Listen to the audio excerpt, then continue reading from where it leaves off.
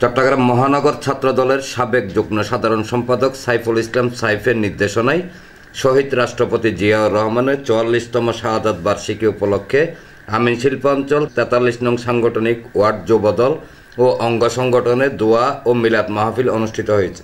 আমরা সকলে আল্লাহ বিশেষ আমরা সাইফুল ইসলাম সাহেব আল্লাহ ওনার পরিবার যারা আছে আমাদের মেডিকেল আছে তো আল্লাহ প্রত্যেককে তুমি সেবায় কল্যাণ দান করে দাও, সেবা দান করে দাও।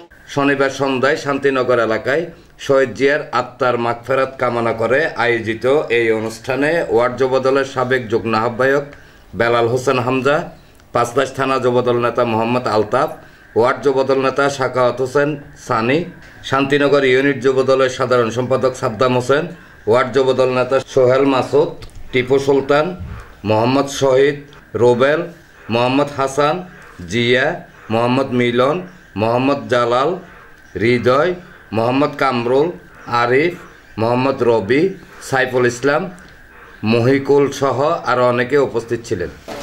চট্টগ্রাম মহানগর ছাত্রদলের সাবেক সহসাধারণ সম্পাদক সাইফুল ইসলাম সাইফ ভাইয়ের নির্দেশনায় আজকে আমরা এই দোয়া মাহফিলের আয়োজন করেছি।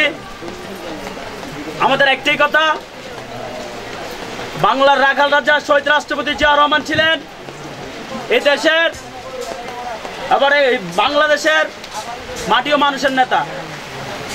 শেখ হাসিনার আমলে, স্বৈরাচারের আমলে, এই দূষকদের আমলে আমরা এই দিনগুলো মন উদযাপন করতে পারি নাই, সবার সামনে ধরতে পারি না। জিয়াউর রহমান কি জিনিস সবাই জানে না, নতুন প্রজন্ম যারা জানতে হবে। সম্মানিত উপস্থিতি, আপনাদেরকে বিশেষভাবে কৃতজ্ঞতা জানাই।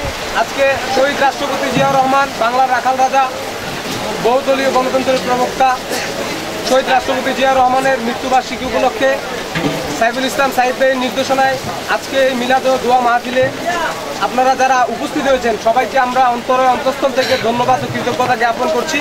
এই বৃষ্টির মধ্যে আপনারা অনেক কষ্ট করে আমাদের মাঝে উপস্থিত হয়েছেন। আমরা বিশেষ করে আজকে এই দিনে একটি কথাই বলতে চাই, শহীদ রাষ্ট্রপতি জিয়াউর রহমান ছিলেন বাংলাদেশের সার্বভৌমত্ব এবং গণতন্ত্র রক্ষায় একটি অবিচল আস্থার নাম ছিল শহীদ রাষ্ট্রপতি জিয়াউর রহমান। এনামুল হক লিটন, প্রগতি 24 টিভি।